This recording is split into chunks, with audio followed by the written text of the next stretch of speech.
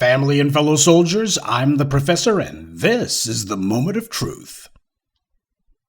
There's an old saying that honor is what you do when no one is looking, and we saw exactly what kind of honor the three racist members of the LA City Council and the racist labor leader have. Absolutely none at all. No honor, no decency. Nury Martinez did everything she could short of an actual resignation. All of these half steps. Oh, I'll resign as president of the city council. I'm going to announce a leave of absence. As far as she was concerned, she wasn't going anywhere. But the black street spoke and she had to move. See, the problem the white media and these bought and paid for Negro bootlick talking heads have is that this is undeniable. If something happens once, it's a phenomenon. If it happens twice, it's a coincidence. But when you got four people all in the same room, all doing the same thing, that is an undeniable pattern of behavior. And of course, to be sure that whomever replaces Nury Martinez is certainly going to be as bad as her, if not worse. But the real danger here with this story is that the white media is pushing the narrative that this is just a local LA story. This is just about those four racist Latino council people, and that's it. That's as far as this goes. That's all there is to it. By the way, Gil Cedillo lost his bid for re-election back in May, so he's out of the city council no matter what happens, though you can bet that he'll be trying to run for another political office, and soon. The white media have been describing Cedillo in glowing terms, that is, up until this week. So the race to damage control by the white media is on, and the image rehabilitation tour by these racist bigots is going to be taking place sooner rather than later. And as for Kevin DeLeon, well, he's digging in his heels. The queen bee of this gaggle of bigots, and you can guess what the B stands for. She may be gone, but don't be surprised if her other pals go ahead and throw in the towel before the end of the week. But even so, the silence of the DNC leadership is deafening. They should have been the first to say these chumps were officially kicked out of the Democratic Party, that they wouldn't get another penny from the national organization, and that the DNC encourages donors not to make donations to them. Where's Nancy Pelosi at? She's from California. How about Kamala Harris? Yeah, haven't heard much from them at all on this, have you? And there's a reason for that, because as we've seen in South Texas, these Latino immigrants could very easily jump to the Republicans. The overt anti-black racism of their culture fits in very well with the good old boy bigots like Tommy Tuberville and the rest of the gringo racists. And besides, Democrats don't actually want to discourage anti-black racism. They just want to claim that they do. The anti-black racism for the Latino members of the LA City Council was simply proving what the grassroots have said all along. Anti-black racism is being practiced and has been practiced for decades by a number of these groups who white society has defined as people of color. But of course, that wouldn't happen at all without the active encouragement and support of the dominant society. In his advertising for his groundbreaking documentary Gentrified, Jason Black put up billboards coast to coast that said black people are being forced out of America's cities, cities that we built. And it's being done by the state, it's being done by the government. And not just this or that white mayor or this or that white county official or white governor. This is why we deserve reparations above anyone else, because these other groups have been up to their necks in anti-black racism, and we got proof, we got the receipts. And speaking of receipts, all the coverage that this story has gotten, you haven't seen too many Hispanic journalists or Hispanic politicians of any note speaking out on this, have you? Take a look at the articles that you see, or the public statements that have been given. Doesn't matter if it's in the Los Angeles Times, or if it's in California in general, or even national publications. You'd be very hard-pressed to find any Spanish surnames linked to any articles reporting on this. Though you will see a number of Hispanic social leaders claiming that they're leading charge in this, they're the leading voices calling this out. And it sounds just like what we heard about the civil rights movement, about the origins of hip-hop and pop culture as well. And while it's true that there were a few protesters at Los Angeles City Council, they were angry about what was being said primarily regarding Osakans. This incident simply exposed what a lot of people, especially the black community, have been saying is there all along. Where are the Hispanic writers, leaders, or politicians to fess up to the racism and colorism problem in the community? None of them will say that this is the problem. This is an evil that dare not speak its own name. But the truth is undeniable.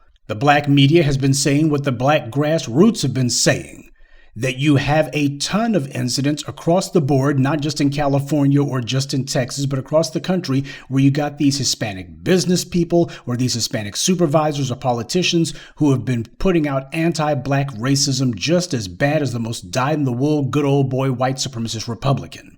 And the reason why, as they themselves have said, they identify as white. That's how you get a racist pustule like Nury Martinez. Her skin is brown, but she calls other Hispanics short, dark, and ugly. And none of those racist council members picked up that racism in the U.S. They brought it with them because it's at the very core of Latin American culture. But you know another evil that dare not speak its own name? The bought and paid for black mouthpieces from roly-poly to whomever have made black and brown one of their catchphrases, one of their slogans. They've made black and brown synonymous, though only rhetorically. And they did this despite the daily evidence of Hispanic politicians, business leaders, writers, columnists, and social organizers who say that they don't even consider themselves to be people of color. They consider themselves to be white. A coalition or an alliance is supposed to be a two-way street. But instead, in our case, it turns out to be a one-way road. And of course, there's been the across-the-board censoring of anybody who even brings up this fact, even if you're bringing it up from the Hispanic leaders who say it themselves. This need to try to confuse our internal politics. When people started saying out loud the kind of anti-black racism that previously had been denied. But reality always gets the last word. All right, so in light of this latest incident, you have virtually all the Hispanic members of the Los Angeles City Council sitting in a group happily trading racist slurs against black people, giving all sorts of vitriol and venomous rhetoric against the DA because they say he's with the blacks, cheerfully planning how they're going to be zoning and removing assets and economic opportunities away from black areas. Now that we've had this reprehensible episode that's been captured on audio for all the world to hear, my question is it okay now to say that maybe the Hispanic community has an anti-black racism problem? Because to point that out is not hate speech. I say that for the folks at YouTube. It's not hate speech at all. It's pattern recognition. That's why the black media is here and why you need to make your voice heard on this too. It is not enough merely to say that this reprehensible gang of racists was using their position to attack black people through redlining and collusion. It's not even enough merely to say that this is happening nationwide. We must also say why this is happening.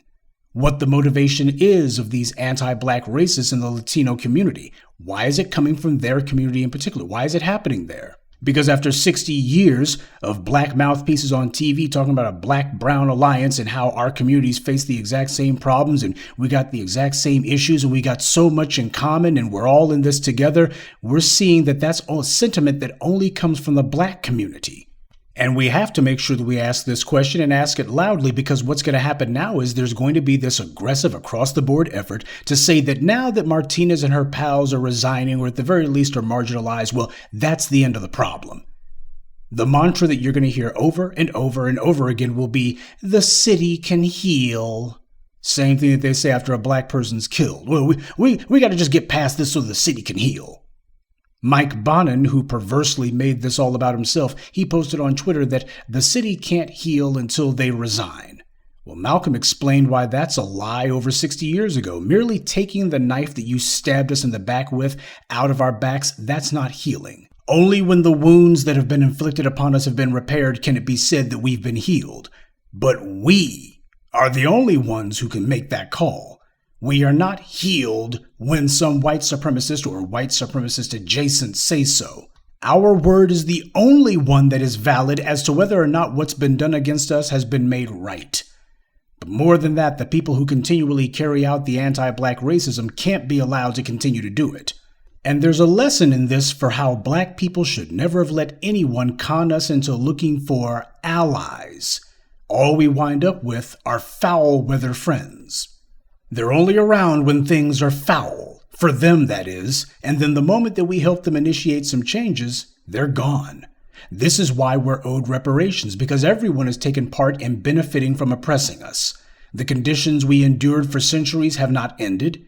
Every new non-black group who is brought into the country is taught the rules of anti-black racism, and they all know that attacking black people is how you reassure the dominant society that you'll be a good little cog in the machine of white supremacy. So we must take it upon ourselves to ensure that this wicked machine breaks down permanently. Good day, and be one. I'd like to take a moment to mention some of our contributors: Dee Dee Phillips, Sakina Collins, Murad Campbell, James Stiles, and Johnny Martin. Salute to them, and thank you to everyone for listening, liking, and sharing this message. Black empowerment only exists because of you.